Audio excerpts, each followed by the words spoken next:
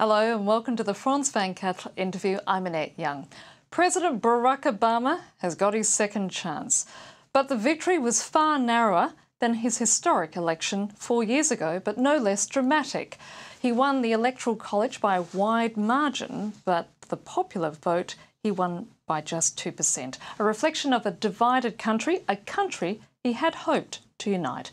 With me in the studio today is a columnist with the International Herald Tribune, John Vinocourt. John Vinocourt, thank you so much for being with us. My pleasure. Barack Obama has become the second Democrat since the Second World War to win another term in the White House. But his to-do list is enormous. And the first thing, of course, is the fiscal cliff. This, of course, being the end-of-the-year fiscal cliff prompted by trillions of dollars of automatic tax increases and spending cuts, which, of course, requires a tough response, doesn't it? It requires a wise response. And I was reading in a French paper tonight that it was a triumphal victory for the president, when in fact I was reading on the American Wire Service Associated Press at the same time that he had prepared a concession statement. Romney hadn't. And to me, that indicates how close and how last minute it all was for the president. It was a close call, wasn't it? It was indeed a close call. Romney, I believe, thought until the last minute he could win. And you have to realize that the polls were close about the outcome, but on certain questions, debt and deficit handling, the labor market, where the country felt it was in terms of 4 years ago, Romney outran Obama. Can Obama be tough in these circumstances? I think he's going to have to be conciliatory in these circumstances. The House of Representatives is in Democratic hands. We don't have much time from the 7th of November to the 1st of January to resolve these issues, which the Republicans can block, but shouldn't block. Obama talked in his victory speech about how we're not so divided as everybody thinks. He said, that's just politics, and those are the pundits, guys like me. But he's going to have to do something. He can't sit and wait for people to crawl in to his office. Just how different will he be this time around?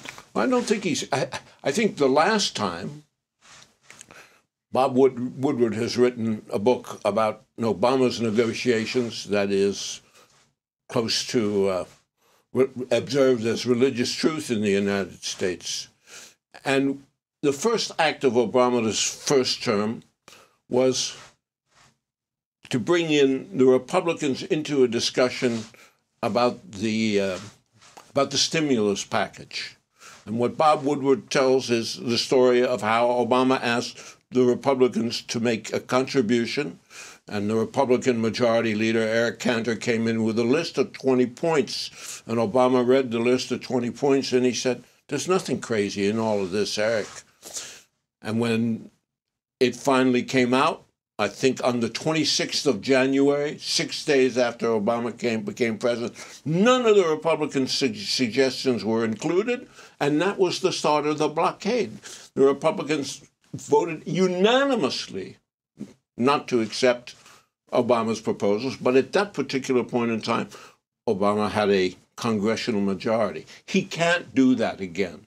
He cannot. Do you think, however, I mean, you said you expect him to be more conciliatory, but on the other hand, this is his second term, and second-term presidents always want to leave behind some sort of historic legacy. Yeah.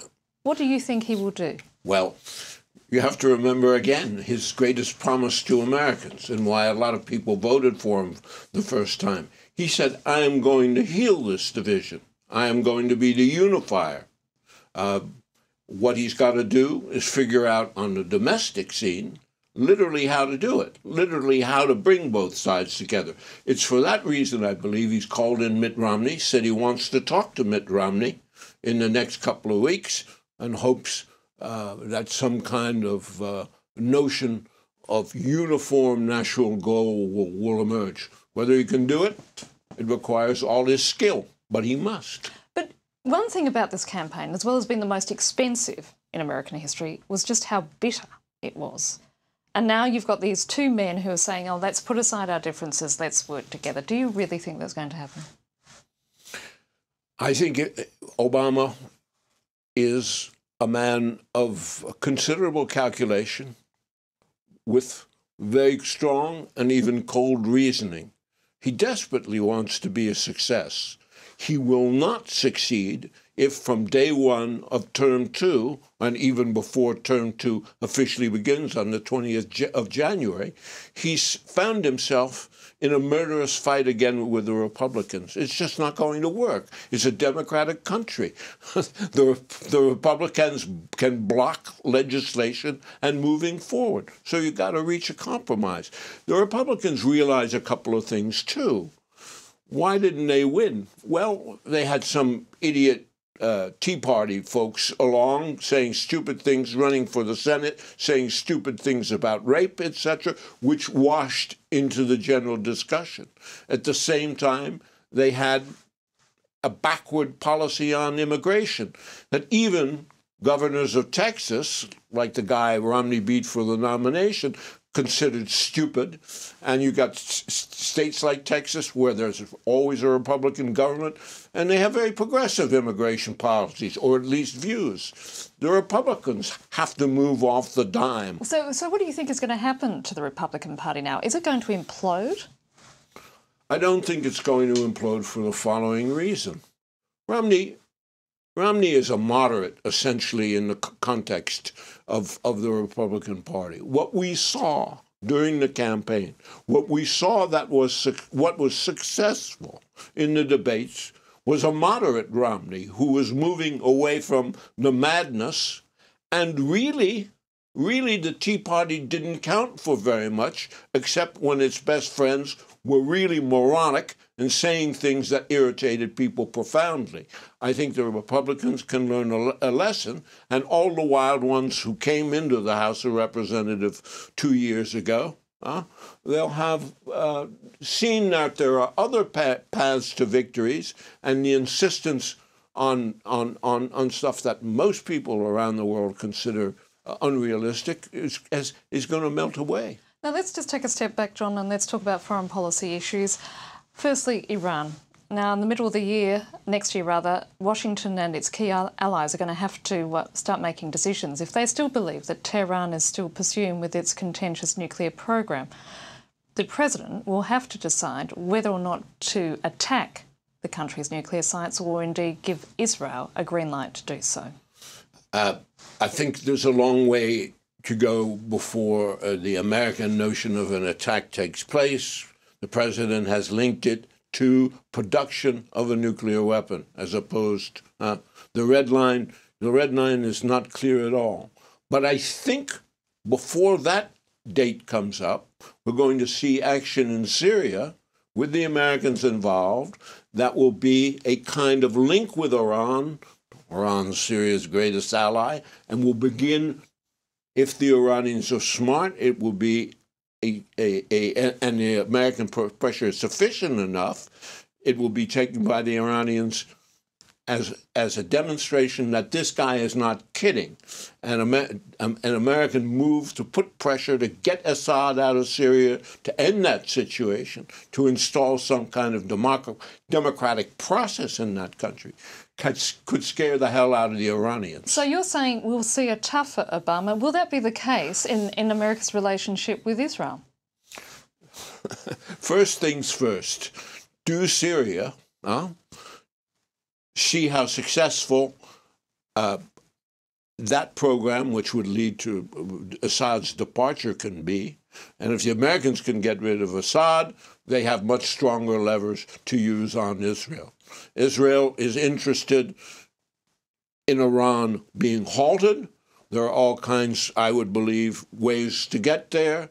And I think the strongest first play is the United States perhaps turning its back on the UN Security Council with a bunch of like-minded friends, a coalition of the willing, because you have the Russians and the Chinese who have blocked everything, the Russians who continue to supply arms to Syria and nuclear wherewithal to the Iranians.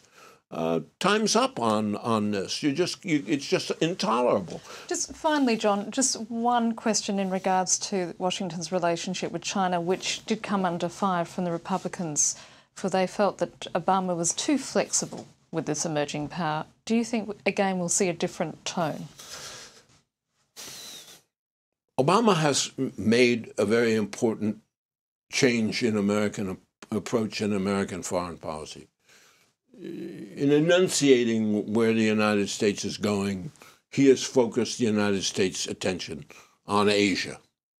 You're going to proceed from a position, may I say, of wisdom with China. I think Romney was over the top in pushing at China, but I think the fact that the United States has rejiggered its military forces, that it is resistant to all kinds of things China does, will stay in place. But there will be no attempt to heighten tensions with China, while there must be, I believe, in relation to the Middle East, circumstances where the United States will have to distance itself from Vladimir Putin and Russia's role there.